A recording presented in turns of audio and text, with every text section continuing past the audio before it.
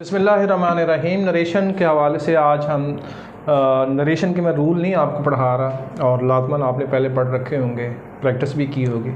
आज मैं आपके सामने लाइव सिचुएशन रख रहा हूँ और लाइव सिचुएशन में ये देख रहा हूँ कि क्वेश्चन है, ये मैंने फेडरल बोर्ड की वेबसाइट से उठाया है। तो उसने हमें ये एक छोटा सा पैराग्राफ दे दिया, कहा कि आप इसे इंटरेक्ट करते हैं। जब बच्चे आंसर कॉपी पेस्ट वो करते हैं तो बहुत जो उसके साथ हालात करते हैं, पता नहीं वो क्या हो जाता है। हालांकि उन्हें रूल्स भी आते होते हैं, टेंसेस का भी होता है, शायद वो कंफ्यूज हो जाते हैं। अब वो ये समझते हैं कि आप पता नहीं कौन से कोई नया काम हमसे करवाने। बिल्कुल कोई फ़र्क नहीं है इस पैराग्राफ को कन्वर्ट करने में, इंडायरेक्ट में, या सेंटेंसेस अलग-अलग दिए हुए हों। जो इसका मार्किंग स्टाइल बोर्ड ने दिया वो भी यही दिया कि ये 5 सेंटेंसेस हैं और कहा कि जिसके 5 सेंटेंसेस ठीक है उसको 5 मार्क्स देते हैं, 5 मार्क्स देते हैं, जिसके 4 ठीक है 4 दे दें। तो आप देख लें कि उस हवाले से कितने उसके मार्क्स बनते हैं। तो इस हवाले से आपको इसको सेंटेंस बाय सेंटेंस लेके चलना है। मसला पहला है कि do you see that large tree, said the which ने पूछा कि क्या वो बड़ा सा दरख्त आपको नज़र आ रहा है। तो चलें पहले सेंटेंस को आपसे पहले कन्वर्ट कर लें। तो क्या लिखना चाहिए, विच आस्क्ड हिम, आगे ज़्यादा पता चल रहा है यही है, आस्क्ड हिम इफ़ क्यों लगाया है, ये सिंगल क्वेश्चन है। ये देखें ये सिंगल क्वेश्चन है जिसका जवाब यस या नो की फॉर्म में दिया जा सकता है। ये सिंगल क्वेश्चन होता है। तो सिंगल क्वेश्चन की कंजक्शन इफ़ है और यहाँ पे प्रेजेंट इंडेफिनिट है, तो ये टेंस अगला पास में use, if he saw that large tree, ये पहला सेंटेंस इनडायरेक्ट हो गया। दूसरे को देख लें जी, it is quite hollow within।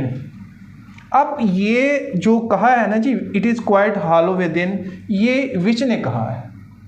यहाँ कुछ बच्चों ने इसको एसोसिएट कर दिया ही के साथ, ये विच ने कहा है। तो हम क्या कहेंगे, she further stated या she further explained it was quite hollow within। Tense बदल दिया, that it was quite hollow within, sentence का फुल स्टॉप आ गया। अब फिर हमें देखना पड़ेगा ये सेंटेंस कौन सा है। Climb up to the top, अब ये इम्पेरेटिव सेंटेंस है। अब इम्पेरेटिव सेंटेंस है तो हम यहाँ पे लिखेंगे कि शी ऑर्डर्ड या एडवाइज्ड, दोनों में से कुछ भी लिखेंगे। She advised him to climb up to the top and, यहाँ पे ये इसको हम चेंज कर लेंगे प्रोनाउन को, he would find a hole large enough to creep through that, to creep through, उसमें से गुजरने के लिए उसे एक होल मिल जाएगा। अब आप देख लें कि यहाँ से हमने एंड के जरिए से इसको साथ से इसको कंजाइन कर दिया है, इसको कंजक्शन एंड से दे दी। द लिटिल बॉय आस्क्ड, छोटे बच्चे ने पूछा, can I trust you kind old witch. मैं कहा जी बातें तो आप बड़ी अच्छी कर रहे हैं, तो आप प्यारी जादूगरनी, हम आप पर ट्रस्ट कर सकते हैं, ज़रा इसको भी इंटरेक्ट कीजिएगा। द लिटिल बॉय आस्क्ड को इसको पोलाइटली पूछे, ये जो है काइंड ओल्ड विच पोलाइट वर्ड है, तो यहाँ पे आप कहेंगे the little boy asked politely if he could trust her, full stop. तो ये चीज़ जो है आप ये देखें, ये 5 मार्क्स की ये एग्ज़ाम में आती है और उसमें 5 सेंटेंसेस तकरीबन होते हैं और हर सेंटेंस का 1 मार्क होता है। जहाँ आपने गलती की वो प्रोनाउन की है, वो आपने कंजक्शन की है, वो आपने टेंसेस की है। डायरेक्ट से इनडायरेक्ट करते हुए यही 4 चीज़ें हैं बेसिकली कि आप प्रोनाउन ठीक लगाएंगे, आप कंजक्शन ठीक लगाएंगे, आप टेंस ठीक चेंज करेंगे और जो मिसलेनियस चेंजेस हैं वो। कुछ बच्चों ने ये किया कि यहाँ पे ये दैट लगा हुआ है, इसको दिस में बदल दिया है। तो भाई दिस को तो दैट में बदलते हैं डायरेक्ट से इनडायरेक्ट करते हुए, कभी दैट को दिस में वापस नहीं बदल देते।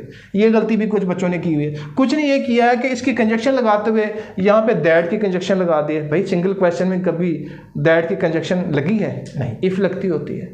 इसी तरीके से कुछ बच्चों ने ये किया कि जैसे ही अगला सेंटेंस शुरू हुआ, आगे यहाँ डिस्क्रिप्शन नहीं दी उसकी, शी सेड या शी स्टेटेड या शी फर्दर एक्सप्लेन्ड, नहीं, ऐसे चलते गए। जब आप सेंटेंस का एकदम फुल स्टॉप दे देते हैं तो फिर अगले सेंटेंस को लिंक करने के लिए आपको पहले से कुछ कहना पड़ेगा। उसका जो सेंटेंस है जो उसको स्टेट कर रहा है, जो मूड बताए सेंटेंस का, वो पहले वर्ड्स लिखने पड़ेंगे। शी स्टेटेड जैसे लिखेंगे इसके लिए, या एक्सप्लेन लिखेंगे, जैसे इसके लिए लिखेंगे शी एडवाइस या ऑर्डर्ड लिखेंगे। तो ये सारे काम जो है जब आप एग्जाम में करते हैं नरेशन तो यकीनी तौर पर आप कंफ्यूज होते हैं, अदरवाइज़ आपको सारी चीज़ें आती हैं। तो इनका ख्याल रखेंगे। Thank you.